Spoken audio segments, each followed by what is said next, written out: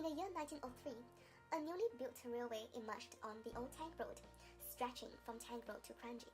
The Tank Road railway station served as a benchmark for the beginning of the days of using railway as a means of transportation of goods, as well as communications and travels between Singapore, Malaya, and the Siam, slowly boosting Singapore's economy and development. 7 years after the opening of the Tank Road railway station, the Church of the Sacred Heart finished its construction in 1910, not only serving as a platform for religious influences. With the breaking out of World War II, the Church of the Sacred Heart was also used as a refugee center for victims. In addition to shelter, the church was also a place to seek spiritual guidance and reliance in those dark years. Under the planning of railway deviation in 1932, decisions were made to terminate and demolish the Tank Road railway station due to the numerous level crossings in the city area, causing potential traffic dangers and congestions. Therefore, the railway that once brought prosperity to Singapore's economy was dismantled in 1939.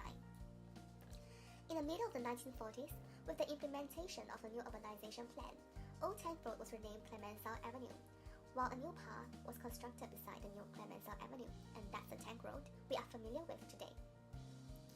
In 1949, the Rediffusion building finished construction in the former site where the Tank Road railway station once stood, providing a cable radio service to thousands of subscribers.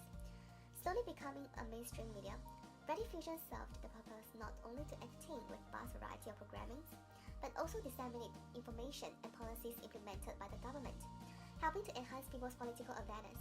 With the implementation of the Speak Mandarin campaign in the early 1980s, Rediffusion was required to terminate all dialect programs, as well as starting programs which encourage the learning and speaking of Mandarin.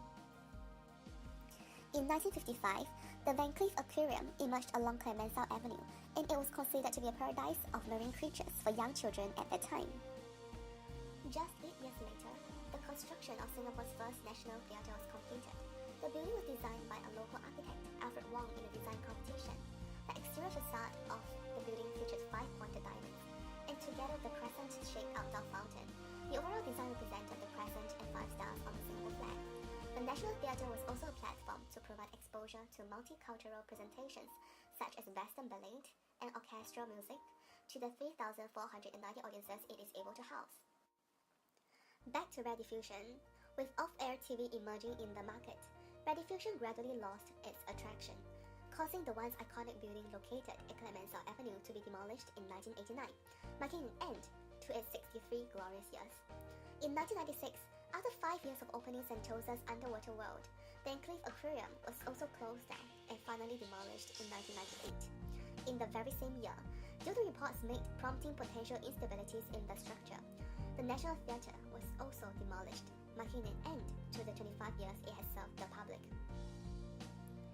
On the Clemenceau Avenue today, the only historical building we can still see is the Church of the Sacred Heart, still standing tall even after witnessing a century of historical and urbanization happenings.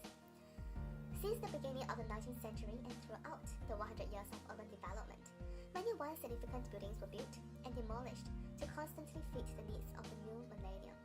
The changes along the Clemenceau Avenue, also known as the Old Tank Road, indeed contributed significantly not only to Singapore's urban history, but also the many cultural and societal stories and developments that are even talked about today.